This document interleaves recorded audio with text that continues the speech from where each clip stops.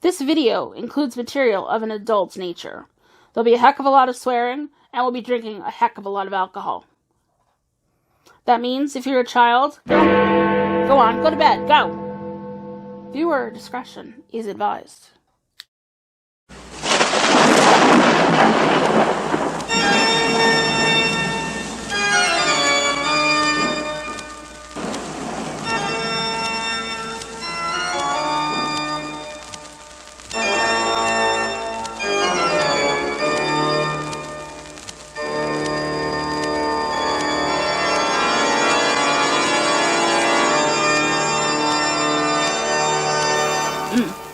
Just look at this fluffy snowball of a drink.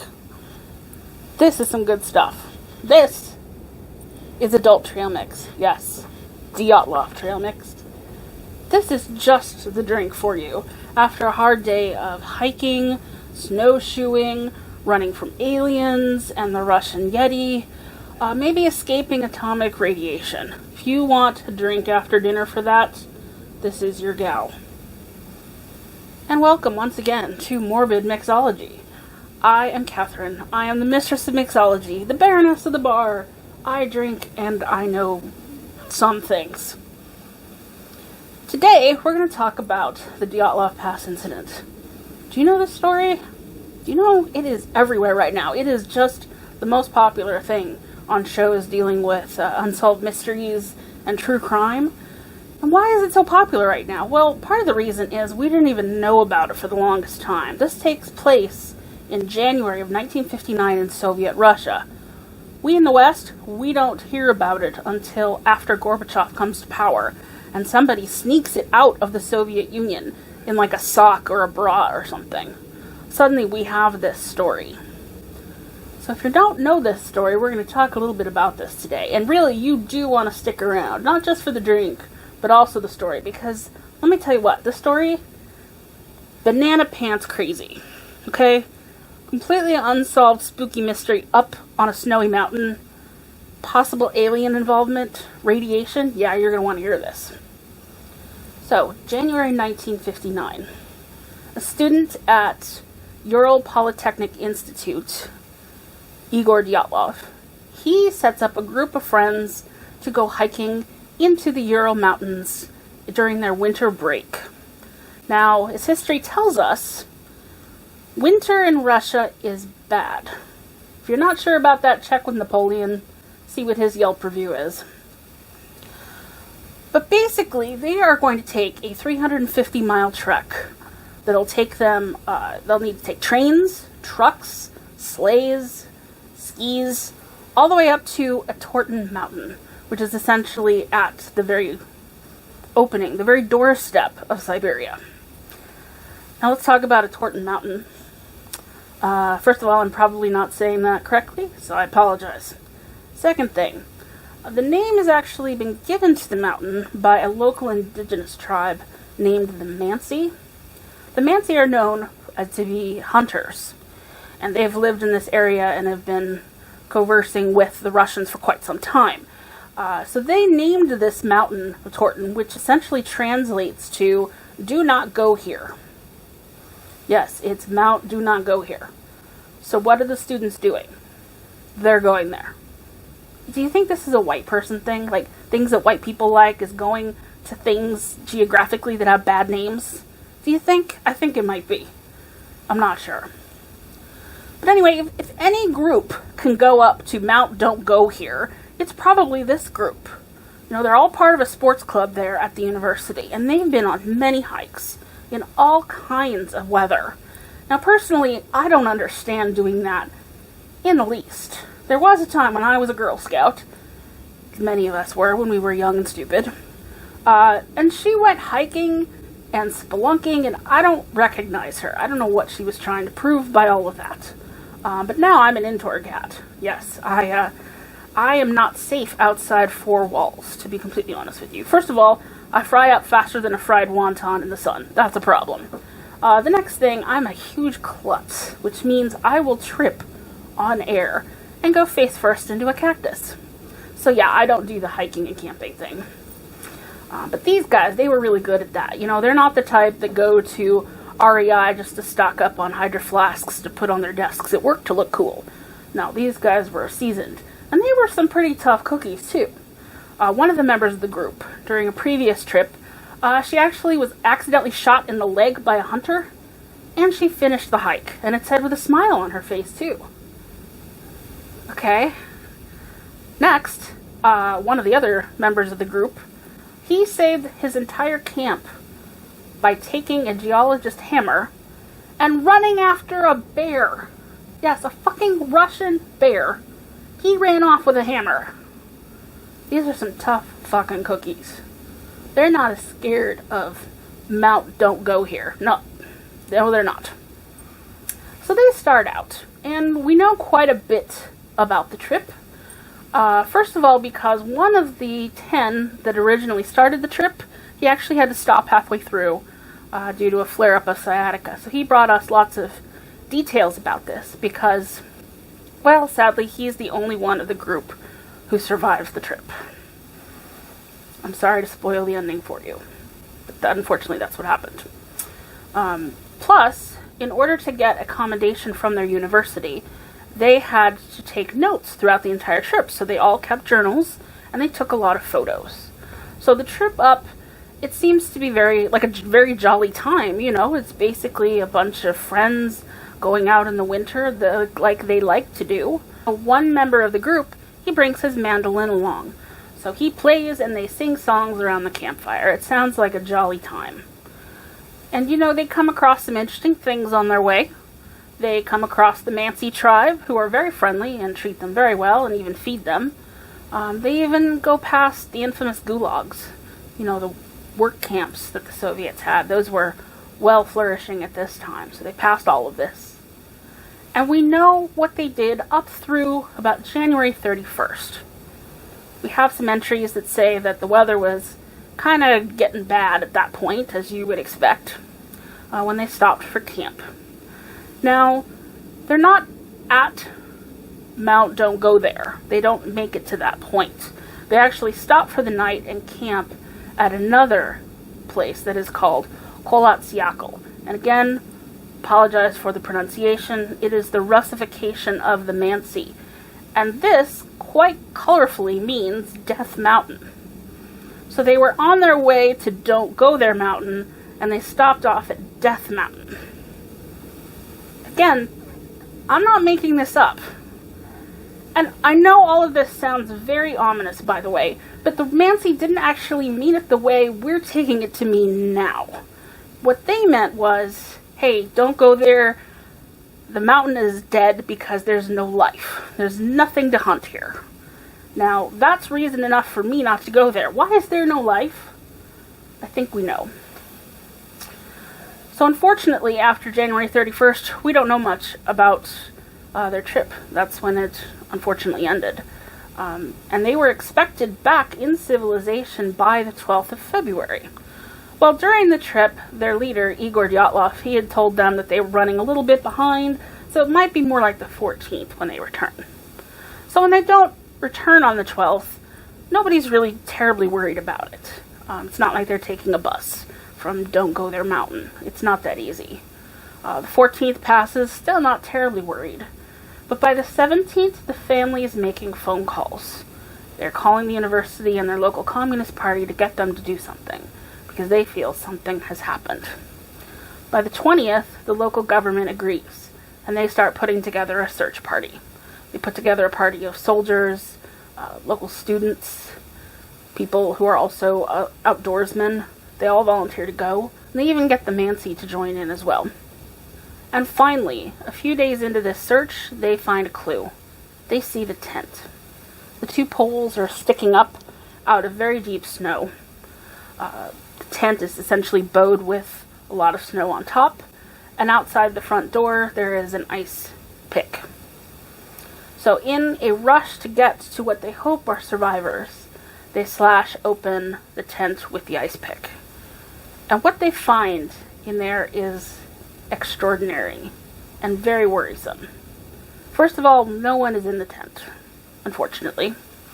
But their boots and warm coats are all in the interior of the tent. they've left without these warm pieces of gear. Furthermore, there is food out, meaning that it looks like they just had dinner. But most disturbingly of all, at the back of the tent canvas has been slashed. And one of the slashes is actually big enough for a person to fit through. Now this is extraordinary if you think about it. The tent has an opening at the front. To go out the back through the fabric instead of using the front, that's a bit like if the Kool-Aid man comes into your house via the living room wall instead of the front door. He's so destructive. And I've heard that they haven't even caught him yet. It's shameful. But can you imagine what it would take in negative 30-degree weather for you to crawl out the back of a tent, to slash it open, and then crawl out in your underwear into the snow? What could possibly do that? What would you be so afraid of? Must be something pretty serious. So this is obviously extremely worrying, and they start searching down the slope toward the trees. And in a few days, that's when they find the first of the deceased students. And they find 5 of them that winter. And it's obvious that they have perished of hypothermia. You do the autopsies, absolutely hypothermia.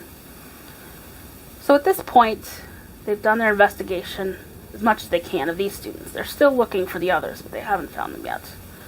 But now is the time to return them to their families. And this is where the Soviet government gets a little squirrely.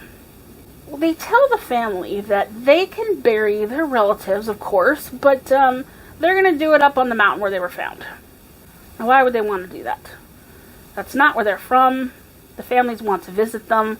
Why would they insist on burying them up there where they can't be seen? Very strange. So finally, after a lot of back and forth, the families win, and they can bury them in Sverdlovsk, where the university is and where they grew up. But when they decide this, the government takes steps to make sure that as few people know about the funeral as possible.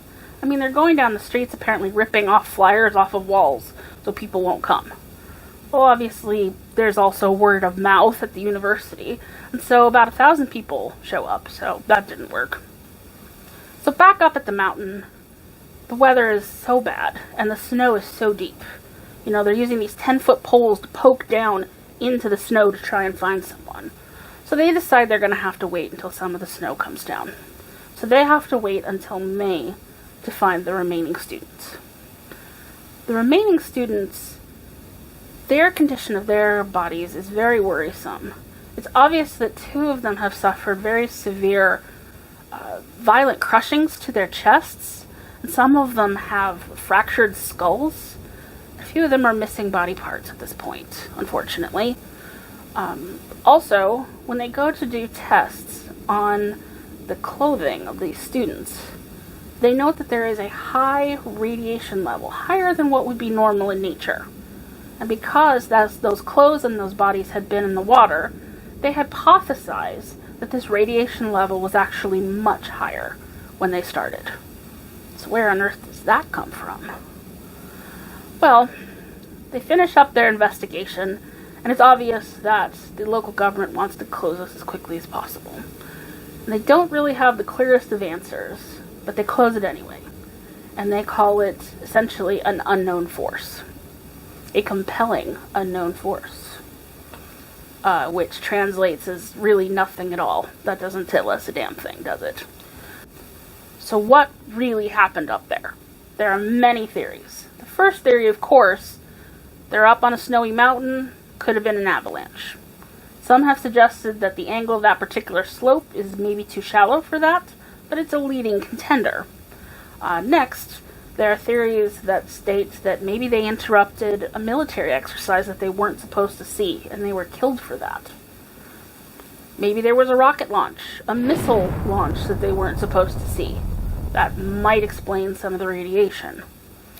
And of course, if you want to start getting real silly about things, there are reports that there are Yeti in the area, so maybe the Yeti did it. I don't know. But I would be remiss if I didn't tell you my favorite theory of all, and that is that they were killed by aliens. Yes, aliens, you know, those guys up there. Around that area at that time, there were reports that flaming balls were seen in the sky. So, you know, flaming balls have to be UFOs, right? No other possible explanation for that exists, of course. I can't imagine how excited the aliens were to be landing on a snowy mountain in Siberia in the middle of winter. They probably got out and said, fuck this shit, I'm done. It's fucking cold, and what the fuck is this guy playing the mandolin? Like, that is shit. I'm out of here. This is probably why we've never seen them again. There are so many good resources out there if you want to learn more about this incident. One of my favorites is Dead Mountain, this book by Donnie Eicher. This was written in 2012, and he actually posits that infrasound was to blame, that it scared them and made them sick, and they ran from the tent to escape that. So that's kind of an interesting theory, I think.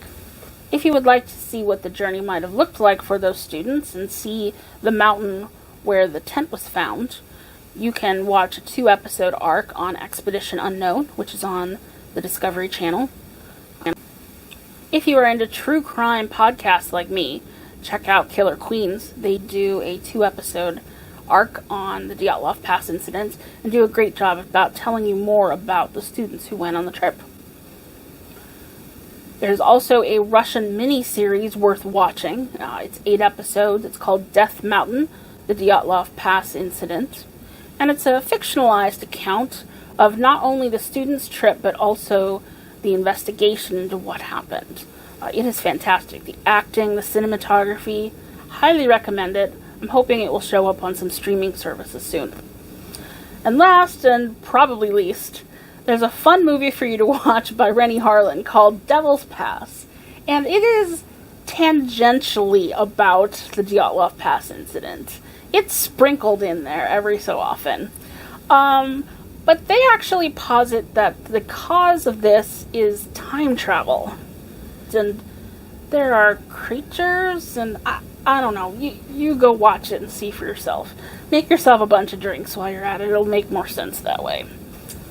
Alright, so there you have it. That is the story of the Dyatlov Pass incident. Now, I think what we need to do is head to the bar and get ourselves some trail mix, right? So let's go it. I'll meet you at the bar. Ooh.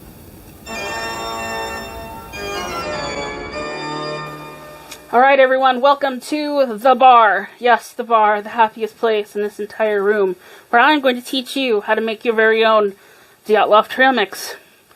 Let's get started. First of all, this is a blended drink, so I do have a generous cup of ice in this blender. Next, and most important probably, Stolichnaya. Yes, it's thematically good this week, and it's also my favorite vodka.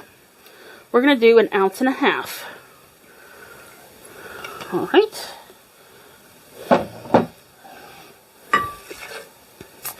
Next, every trail mix needs chocolate in it, because otherwise it would be far too healthy. So here we're going to use some creme de cacao. We're going to do 1/2 ounce of that. Alright.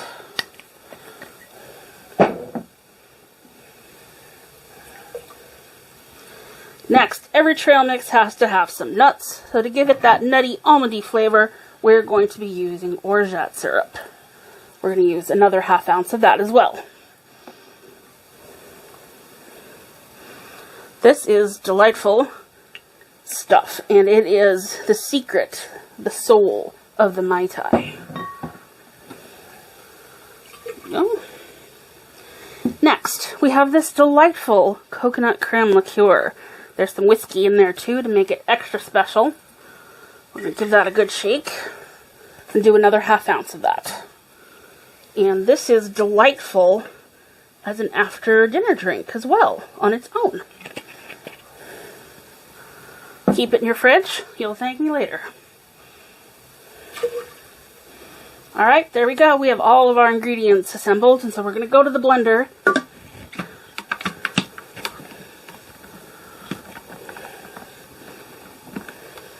The blender that doesn't want to close.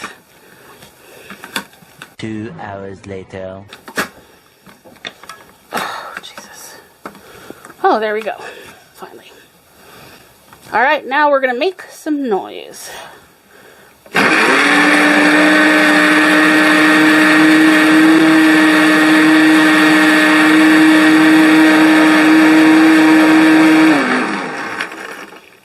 Alright. It's nice and slushy. Take an old-fashioned glass here. Pour that in.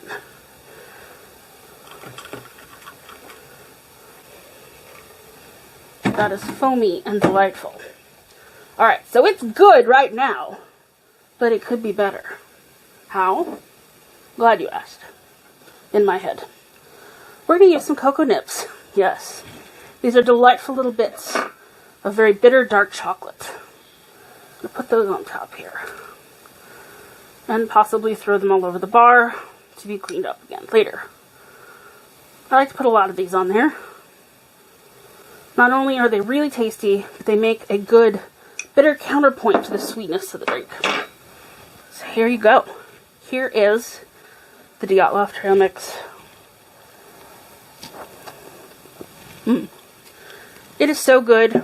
You will definitely thank me for that one. So there you have it. There's your Dyatlov Trail Mix. The thoroughly adult trail mix for you. And I thank you for coming to Morbid Mixology today. Stay hydrated. Don't drink anything I wouldn't drink. And we'll see you again next time. Do svidaniya.